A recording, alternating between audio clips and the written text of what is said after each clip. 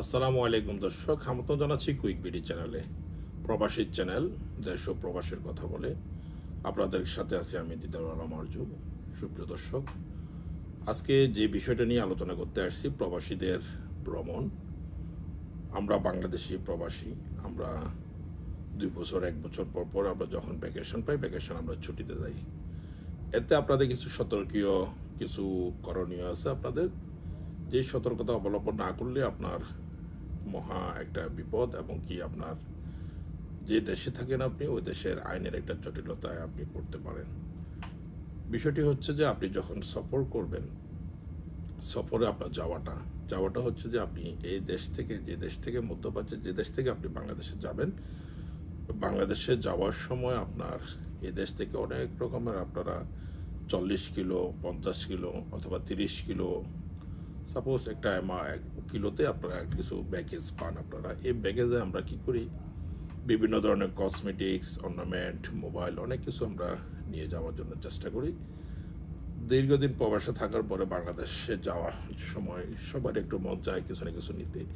আমি বলবো কি আপনাদেরকে একটা সাজেশন, যেটা আমি করব, যেটা আমার কথাগুলো হয়তো কারো অপছন্দনীয় হতে পারে।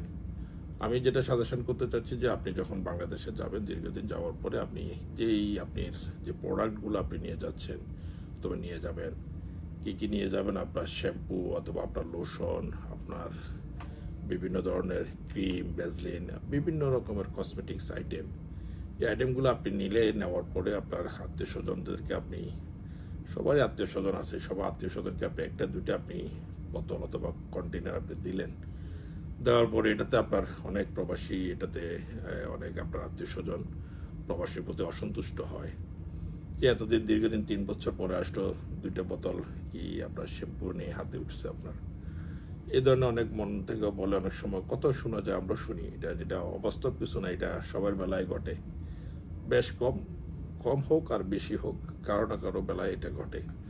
আমি যেটা সাজেশন করতে চাচ্ছি, যেটা আপনারা যখন যাবেন, যাওয়ার সময় আপনারা এই ধরনের ব্যাগেজগুলো আপনারা ক্যারি করবেন না।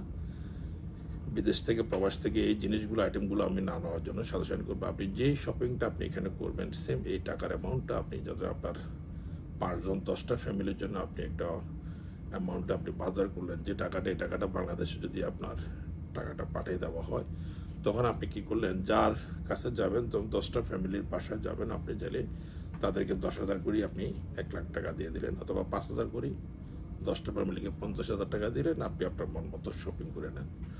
এতে কি হবে, আপনার আত্মীয় স্বজনগুলো আপনার উপরে একটা আপনার কজ দেখাতে পারবেন যে আমি সময় পাই নাই অথবা শপিং করতে পারি নাই, এই টাকাটা দিয়ে একটু কিছু শপিং করে দিন, বাচ্চা কাচ্চাদের কিছু কিনে দিন। অথবা আপনি আপনার আশেপাশে যারা আছে, গরিব যারা আছে, ওদেরকেও আপনি দিতে চাইলে ইচ্ছেগুলো আপনি দিতে পারবেন। আর আত্মীয় স্বজনের বিষয়টা তো একটু ভিন্ন। ওদেরকে আপনি এইভাবে একটা অ্যামাউন্টে টাকা দিয়ে দিলেন, টাকা দিলে আপনি ওরা মন মতো, ওদের পছন্দ মতো শপিং করে নিল। তখন আর আপনার প্রতি এই আন্ডার এস্টিমেটটা আসবে না যে 3 বছর থাকার পরে 2টা শ্যাম্পুর বোতল নাকি হাতে উঠছে। এই জিনিসটা, এটা খুবই একেবারে লজ্জাজনক বিষয় এবং অপছন্দনীয় বিষয়। এই বিষয়টাই আপনারা একটু খেয়াল রাখবেন। আমার সাজেশন থাকবে, আপনারা এই জিনিসটা আপনারা করবেন না। আপনি ক্যাশ টাকা দিয়ে দিলেন, তাদের মন মতো করে, যার জন্য প্রয়োজন, তাদের পারিবারিক যে কোনো একটা চাহিদা আছে, ওই চাহিদাটাও তারা মেটাতে পারলো, তারা আপনার প্রতি ওই আন্ডার এস্টিমেটটা আসবে না, সময় পায় নাই অথবা এই। আসুন, এটা হচ্ছে আমি আমার প্রথম আলোচনার প্রথম স্টেপ, যেটা বললাম যে যাওয়ার সময়টা, যে প্যাকেজটা। আসুন এবার আপনার আসার সময় আপনি আত্মীয় স্বজনের অথবা কিছু প্রবাসী মানুষ আছে, আবার কিছু অসাধু ব্যবসায়ী আছে, আমি মূল পয়েন্ট যেটাতে আসছি, কিছু অসাধু ব্যবসায়ী আছে আপনার ক্ষতি করতে চাচ্ছে, অথবা আপনার সম্পর্কে সমস্যা ফেলবে, অথবা তার গোপনীয়ভাবে সে কোনো কিছু একটা বিজনেস করবে। তখন তারা কি করবে, আপনার একটা প্যাকেট আপনাকে দিল, যে এই প্যাকেটটা আমার ভাইকে দিও, অথবা আমার চাচাকে, আমার জ্যাঠাকে, অথবা আমার বন্ধুকে, আমার খালাতো ভাই, চাচাতো ভাই, মামাতো ভাই, ওর জন্য এই প্যাকেটটাতে সামান্য একটু প্রয়োজনীয় ওষুধপত্র। এই জিনিসটা আপনারা কখনো করবেন না। আপনারা যখন প্রবাসে আসবেন, আসার সময় আপনার আত্মীয় স্বজন অনেকের এরা যোগাযোগ মেনটেন করে আপনাকে একটা প্যাকেট ধরা দিল। প্যাকেটের ভিতরে যদি খারাপ কোনো অবৈধ কিছু থাকে, তাহলে আপনি আপনার এয়ারপোর্টে আসি আপনি ফেঁসে যাবেন, আপনি আইনের জটিলতা পড়তে পারেন। মনে রাখবেন, আমরা যে দেশে থাকি, যে প্রবাসে থাকি, প্রবাসের কানুনকে আমাদেরকে মাথায় রেখে চলতে হবে, কানুনকে শ্রদ্ধা করে আপনাকে চলতে হবে। আমাদের বাংলাদেশের বেলায় এই জিনিসটার সমস্যাটা বেশি হয়। এই যে আপনি প্যাকেটটা নিয়ে আসলেন, আপনি জিজ্ঞাসা করলেন না, তাকে দেখলেন না, অথবা মনে করলেন যে আপনার আত্মীয় স্বজন, আপনার বন্ধু মানুষ অথবা আপনার কাজিন আসছে, সে কি আমাকে আর আমার নিজের জন্য তো নিজের আত্মীয় স্বজনের জন্য যাচ্ছে, এটা চেক করার দরকার না, আপনি প্যাকেটে রাখি দিলেন, আপনি আসার সময় বহুত প্যাকেট ভরে নিয়ে আসলেন, এয়ারপোর্টে এসে আপনি ফাঁসে গেলেন।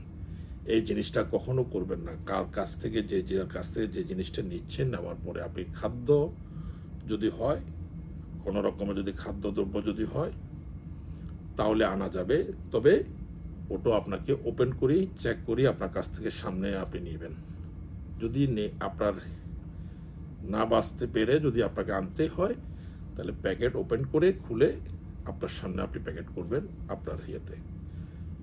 মনে রাখবেন, কোনো রকমের কোনো অবৈধ জিনিসে যদি আপনি আসা যান, আপনার লাইফ শেষ, আপনার লাইফের যে একটা সমস্যা ওটাতে পড়বেন। প্রবাসী বাড়িতে যদি আমরা একদিন যদি আমরা ডিউটি না করি, তাহলে আমাদের কি হবে, আপনি যে একটা টাকা খরচ করে আসছেন, এই টাকাটার আপনি ইনকামটা যে একটা অ্যামাউন্ট আসতো ওটা আপনাকে হারাতে হলো, এবং কি আপনি যে একদিন বসে থাকলেন, একদিন বসে থাকার যে ইনকামটা আসতো ওইটা থেকে বঞ্চিত হলেন, এবং আপনি একদিন যে বসে থাকলেন, বসে থাকার জন্য আপনি যেই খাওয়া খরচ, রুম ভাড়া, যে আপনার পকেট খরচ যেটা খরচ করলেন 100 টাকা, ওটার থেকে বঞ্চিত হলেন। তাহলে আপনাদেরকে মনে রাখতে হবে, একদিন যদি প্রবাসের মাটিতে যদি একদিন যদি আপনার অ্যাবসেন্ট হয়, আমরা 3 দিকে আমাদের লস গুনতে হবে, এটা মাথায় রাখতে হবে।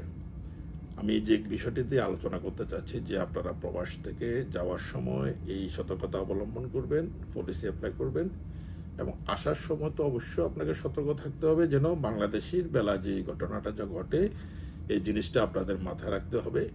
কোনো রকম অবৈধ কোনো জিনিস আনা যাবে না, এবং আপনার কাছে আপনার কোনো ব্যক্তি, সে এখানে তার হেলথ কার্ড আছে প্রবাসের বাড়িতে, তার হেলথ কার্ড যদি মেডিকেলে যায়, মেডিকেল থেকে সেই ওষুধ 1-2 রিয়াল 3 রিয়াল নেবে, এটার বেশি আর কিছু নেয় না।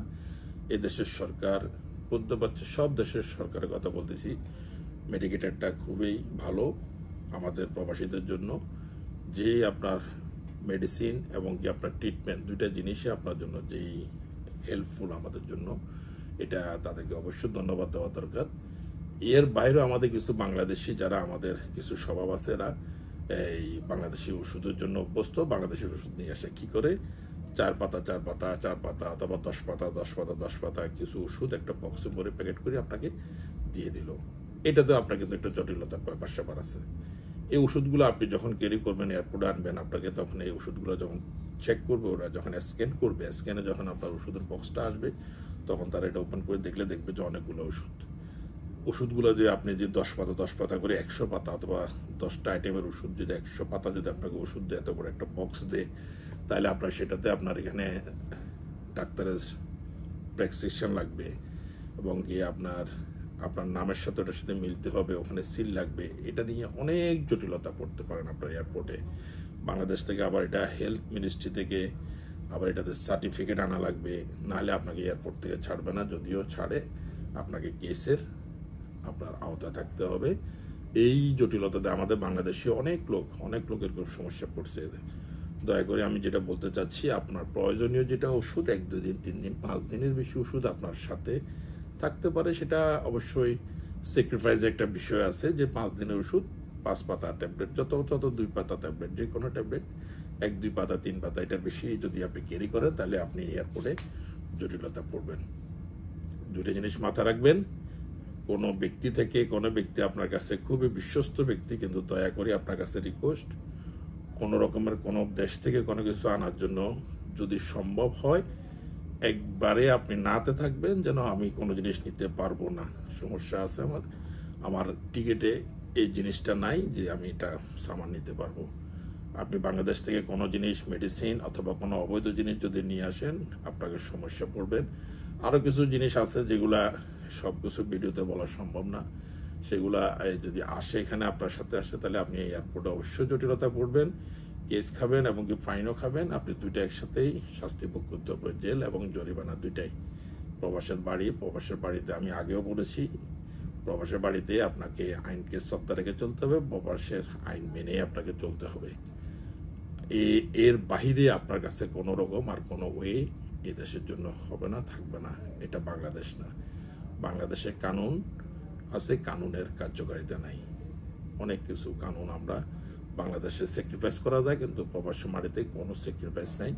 যেটা কানুনে আছে ওটা আপনাকে ভোগ করতে হবে। সো আপনারা প্রবাসী মানুষ, প্রবাসীদের সুখ দুঃখের কথা বলি আমরা এই চ্যানেলে। আমরা চেষ্টা করি আমাদের প্রবাসীদের ভাইদের কোনো রকম কোনো জটিলতার সমস্যা যেন না হয় এয়ারপোর্টে হয়রানিটা থেকে আপনাকে বাঁচার জন্য আমরা আজকে ভিডিওটি, আশা করি আমাদের ভিডিওটি শেয়ার করে দিবেন, এবং কি নেক্সট টাইম আরও যদি কোনো তথ্য দেওয়ার থাকে, কোনো কিছু বলার থাকে, আপনাদের কাছে রিকোয়েস্ট থাকবে প্রবাসীর স্বার্থে আপনারা আমাদের ভিডিওর নিচে কমেন্ট করে দিবেন যে আমরা এই বিষয়টি একটু আলোচনা করে দিন, আমরা আলোচনা করব, অথবা আপনি আলোচনা করে আমাদের কাছে পাঠিয়ে দিলে আমরা প্রচার করে দেব।